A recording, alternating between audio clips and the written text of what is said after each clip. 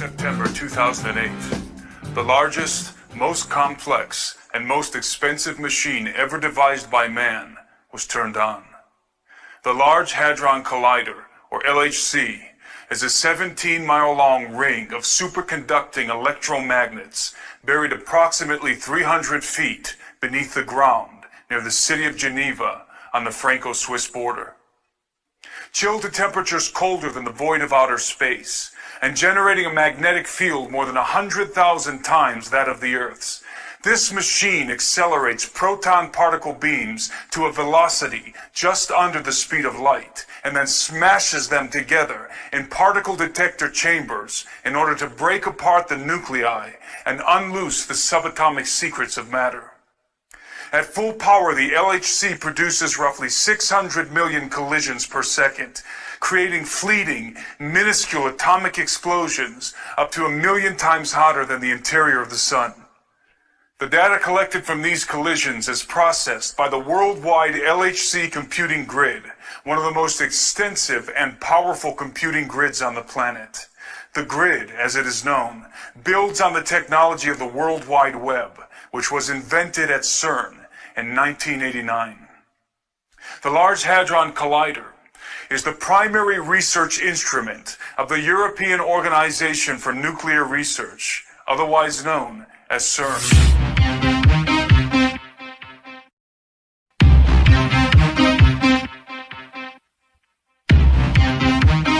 What the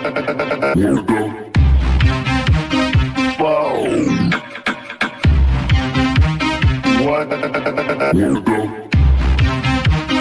What the fuck?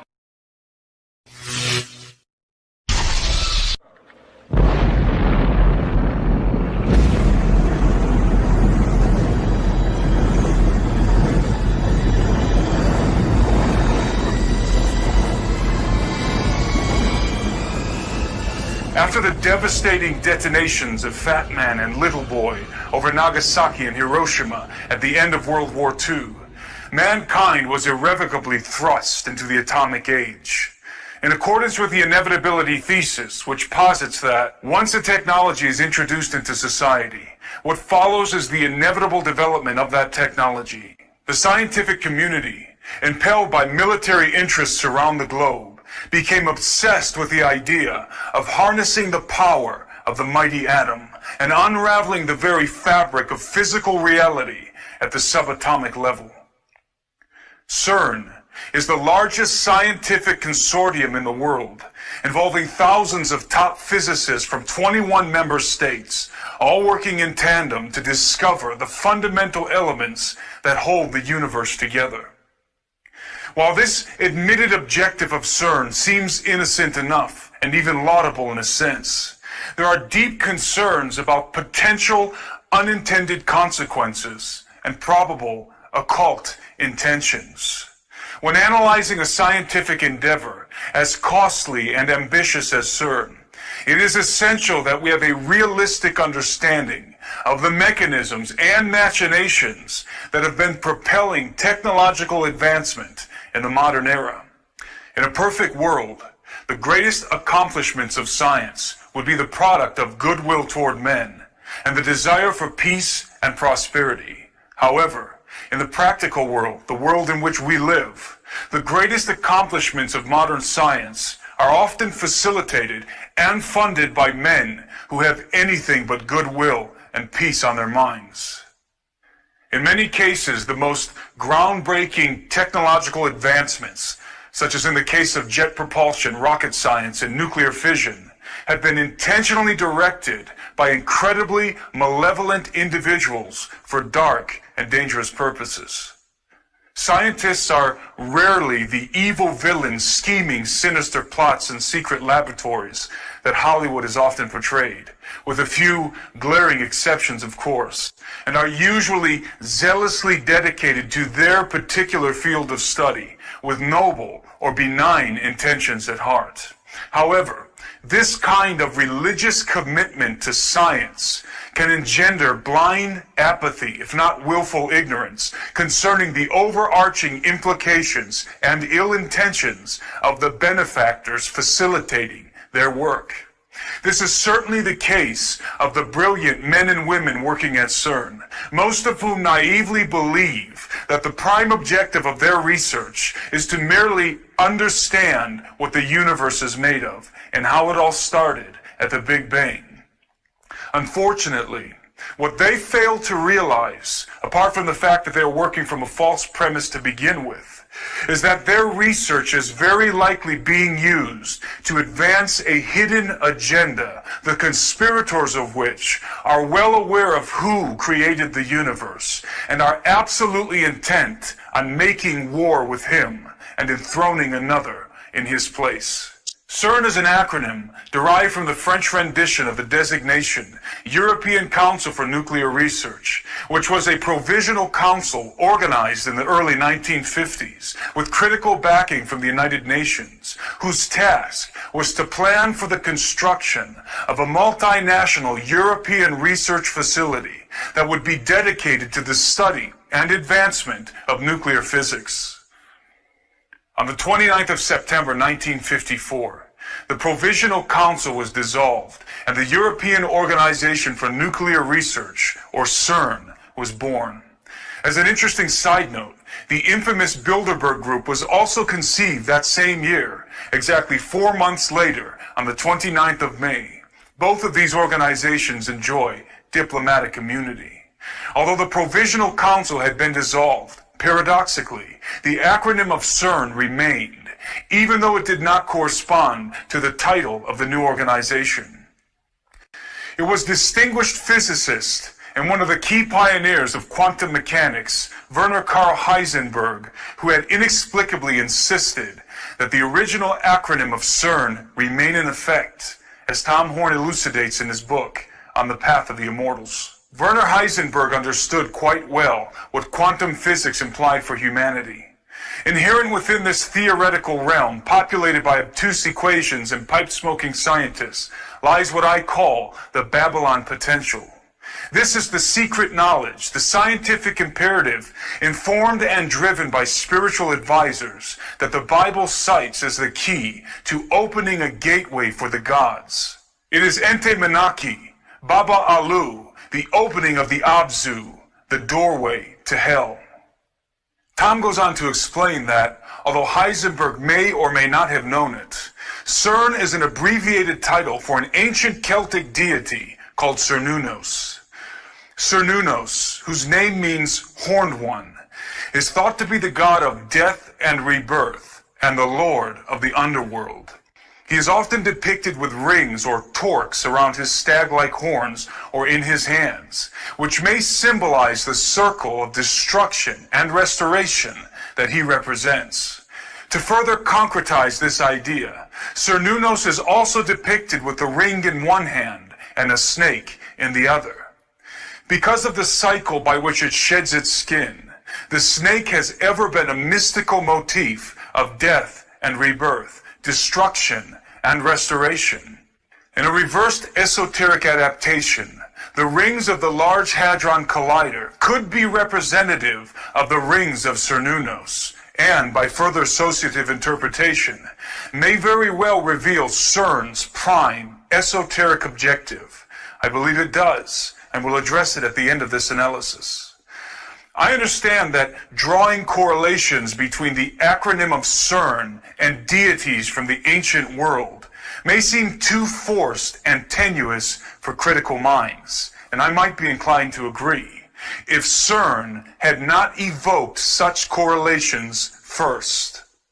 Rather than distance themselves from associations with arcane pagan deities, the directors of Cern welcomed and even celebrated the placement of a very unscientific icon in the courtyard of their main facilities. On the 18th of June 2004, a 2-meter-high statue bequeathed by the representatives of India's Department of Atomic Energy was ceremoniously unveiled at Cern. It was a statue of the Hindu god Shiva, engaged in the Nataraja, the cosmic dance of destruction. Shiva is one of 3 members of the Trimurti, the Hindu Trinity, in which the cosmic functions of creation, preservation, and destruction are personified in the forms of Brahma the creator, Vishnu the preserver, and Shiva the destroyer, who is also known as the transformer. It is important to understand that in Hindu mythology, Lord Shiva destroys the world in order to renew, restore, and reconstitute it. A commemorative plaque positioned next to the likeness of the dancing Shiva emblazons a quote from Austrian-born American physicist Fritjof Capra. It reads, in part, "Hundreds of years ago, Indian artists created visual images of dancing Shivas in a beautiful series of bronzes. In our time, physicists have used the most advanced technology to portray the patterns of the cosmic dance. The metaphor of the cosmic dance thus unifies ancient mythology, religious art, and modern physics." Think about this, says Steve Quayle in his book True Legends. A symbolic statue of what might be a fallen angel who promises to destroy things as we know them now and rebuild a new, improved universe, with a plaque basically saying the facility will be trying to unify mythology, religion, and physics. Skeptics will be quick to point out that the unifying of ancient mythology, religious art, and modern physics is only metaphorically represented in the dance of Shiva and has no practical application in the scientific activities of Cern. Again, I might be inclined to agree, except for the fact that Cern has been deliberately encouraging the coalescence of mythology, art, and physics in very bizarre ways. In 2014, a dance opera entitled Symmetry was performed and filmed at the Cern facilities, including inside of the Large Hadron Collider. Directed by filmmaker Ruben Van Leer and featuring the voice of American soprano Claren McFadden, Symmetry was a collaborative project involving not only choreographers and dancers from the production team, but many of Cern's own scientists. Once again, rather than distance themselves from arcane and mythological associations, the scientists at Cern embraced this highly esoteric and occult-laced production.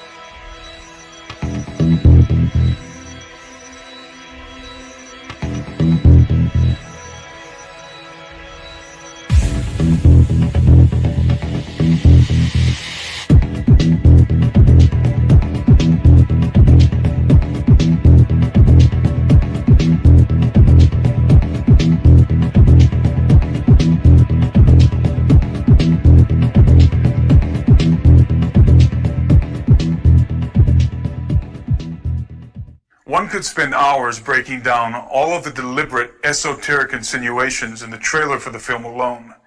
But in the interest of time, let me just point out one of the more obvious details.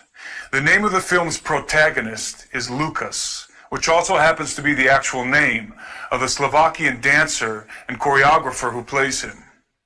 Without plunging too deeply into etymological roots, the name Lucas means bringer of light, and is in fact a derivation of the Latin term Lucifer.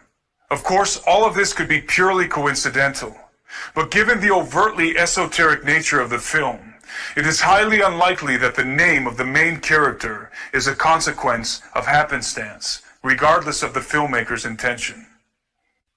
The truth is that the occult, art, and science have always been fundamentally entwined. The natural synthesis or symmetry that binds them is perhaps best illustrated in one man, Sir Francis Bacon. Bacon, who is widely considered to be the father of modern science and the primary proponent of the scientific method, which is the very underpinning of Cern, was himself an occultist, artist, and scientist. In fact, there is reason to believe that Francis Bacon is the true face behind the dubious mask of William Shakespeare. There is, in truth, no incongruity between the material and the metaphysical world, the physical and the spiritual. They are merely two sides of the same coin, both essential parts of the whole. When one penetrates deeply enough into what we call physics, one discovers, inevitably, the veil that separates these two realities. Occultists have always been aware of this fact. Even to Francis Bacon and his scientific contemporaries, many of whom were members of the mystery schools, deciphering the mechanisms of the material world was but the means to a far more important objective: to make contact with the entities lurking on the other side of the veil. This veil is often described as a dimensional doorway that allows access into realms beyond the perceivable world. The concept of unperceivable dimensions existing essentially in the same space we physically occupy is not only very probable, but also very widely accepted in the scientific community. Many top physicists are quietly hoping that the proton collisions happening at the Large Hadron Collider will puncture the fabric of our four-dimensional confine and allow us to peek through the keyhole, as it were, into another dimension or alternate universe. Some physicists have not been so quiet about this very real possibility. During a press briefing in 2009, Sergio Bertolucci, Director for Research and Scientific Computing at Cern, made the following curious statement. The Large Hadron Collider could open a doorway to an extra dimension, and out of this door might come something, or we might send something through it. There is no question that the scientists working at CERN hope to open a dimensional doorway. The real question is, what is the something that might come through when they do? Of course, for the particle physicist, the answer is simple. They hope to discover new particles that might exist on alternate dimensional planes. There is no doubt that this is the true and honest intention of the vast majority of physicists working at CERN. The problem is, as previously illustrated, that scientists, despite their best intentions, have always been little more than expendable tools in the hands of their benefactors. The pinnacle of science, for its elite occult practitioners, is not discovery, but contact. There are many indications that the power players of our world, including the Vatican, are preparing to make contact with the gods of the old world. Although I have not been able to confirm the validity of the following pictures, it appears that transparent panels containing arcane texts were photographed inside the CERN facilities by a group of Portuguese students from the Santa Cecilia Music Academy. The texts have been described as greetings or invocations written in ancient languages, including Aramaic, Hebrew, Mandarin, and Sanskrit. In the case of Sanskrit, the only people with the ability to read the sacred script considered to be the language of the gods are the scholars of the Vedas and Upanishads. If authentic, these panels may have been prepared for those somethings that might come through the dimensional doorway. It may seem to those unfamiliar with the theoretical realm populated by obtuse equations and pipe-smoking scientists, as Horn aptly puts it, that this analysis is nothing more than hearsay, hyperbole, and wild speculation. But as any theoretical physicist worth his salt will admit, particle physics and quantum mechanics is a world in which fact and fantasy are at times indistinguishable. When it comes to CERN and its Large Hadron Collider, There is no shortage of theoretical doomsday scenarios, many of which have not been propounded by unlearned laymen such as myself, but by some of the most esteemed scientific minds in the world. The following is a brief list of the theoretical possibilities relating to the activities of Cern, and is by no means exhaustive. Each one of these points represents either a scientific reality or a hypothetical possibility based on incredibly complex concepts and mathematical formulas that I won't even attempt to explain or pretend to understand. Number one, black holes. Perhaps the greatest fear among theoretical physicists concerning the LHC is that it might create uncontainable miniature black holes that could descend to the core of the planet and literally devour it from within. It is important to note that black holes are only theoretical constructs and have never been proven to exist. Black holes were first discovered as purely mathematical solutions of Einstein's field equations and are not necessary in Tesla's electric universe model. To date, black holes are science fiction. Number two, antimatter weapons. Unlike black holes, antimatter is not theoretical. Not only can it be measured, but it is already being created and contained in the LHC, though in very small quantities for short periods of time, according to Cern. Antimatter has enormous explosive potential. A quarter gram of antimatter can produce an explosive yield equivalent to 5 kilotons of TNT. If Cern develops the capability to create and store significant amounts of antimatter, and some claim it already has, then highly destructive antimatter weapons will be developed. The advantages of antimatter bombs, for example, are very great, and that they could produce atomic-level explosions without residual nuclear fallout. Number three, particle beam weapons. A directed beam of high-energy subatomic particles moving at extreme velocity, such as the ones produced in the LHC, is capable of obliterating matter at the molecular level. Particle beam weapons are already on the battlefield, especially in Black Ops warfare, and the research of Cern will certainly expand and refine their military application. Number four, time distortion and stargates.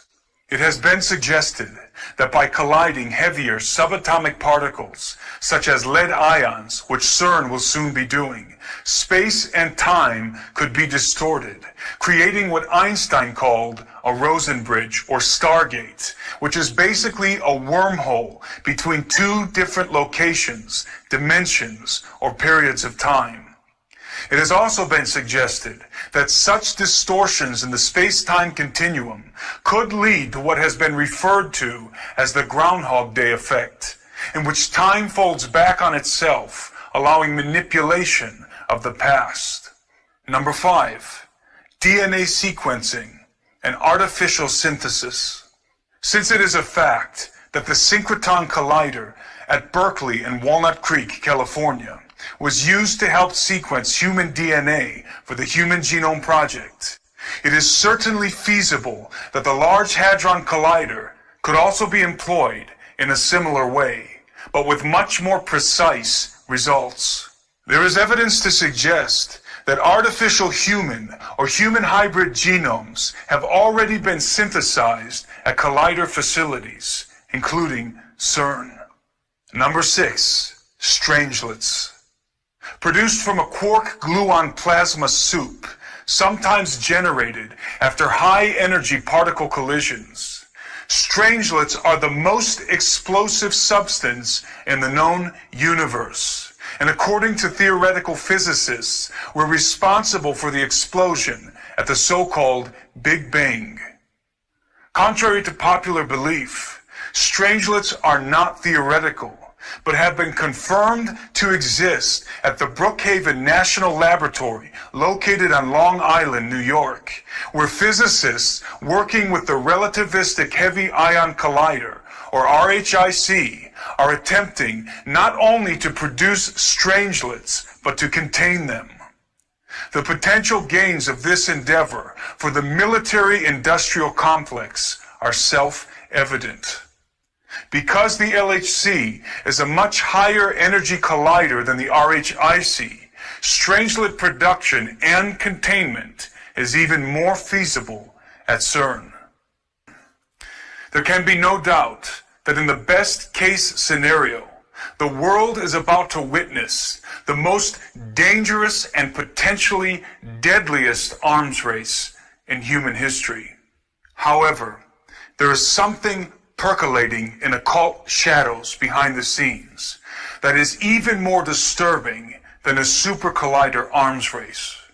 When the sum of possibilities is considered, what we have at Cern ultimately is the potential to develop weapons for waging war with enemies far more powerful than mere human beings. This is the Babylon potential to which Tom Horn refers, the ability to open the forbidden gates of the gods and make war with the hosts of heaven, as was likely Nimrod's objective in the plains of Shinar. And this leads me full circle to what I believe to be the supreme hidden purpose of the Large Hadron Collider and Cern. Recall that the Celtic deity Cernunnos, the horned lord of the underworld, represents the cycle of death and rebirth, of destruction and restoration. I believe that the Luciferian priesthood behind the thrones of the European Union and the United Nations intend to use Cern as the key to literally open the gates of hell in order to release the gods that have been imprisoned there, those fallen watchers and arcane entities bound with chains in the abyss of Tartarus. Their prime objective is the restoration of the Golden Age, when the gods mingled themselves with the seed of men, and their hybrid offspring ruled the earth. All of our research points inexorably to this grand conspiracy. It is my contention that the earth is even now being slowly terraformed via chemtrailing, HAARP, and other such clandestine programs in order to reconstitute the conditions that existed on the planet before the flood of Noah, in anticipation of the hybrid race that is coming. By breaking the subatomic bonds of matter and casting away the cords that hold the material world together, mankind will willingly tear the veil that has been established for his own protection and unleash a darkness and chaos that the earth has not seen for many ages. This is the master plan of the Luciferian elite, who seek to open forbidden gates and usher in the entities that will lead them in a futile war against the Lord and against his anointed. Their great hope, and that of Lucifer's, is to usurp the throne which belongs to the Son of Man, and install the man of sin and of lawlessness in his place.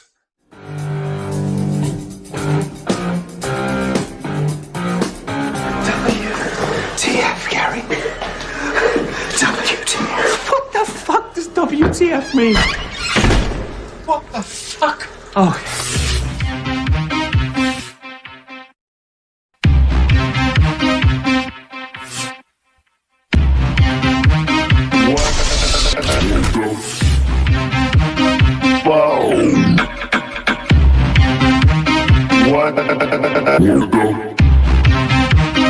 What the fuck?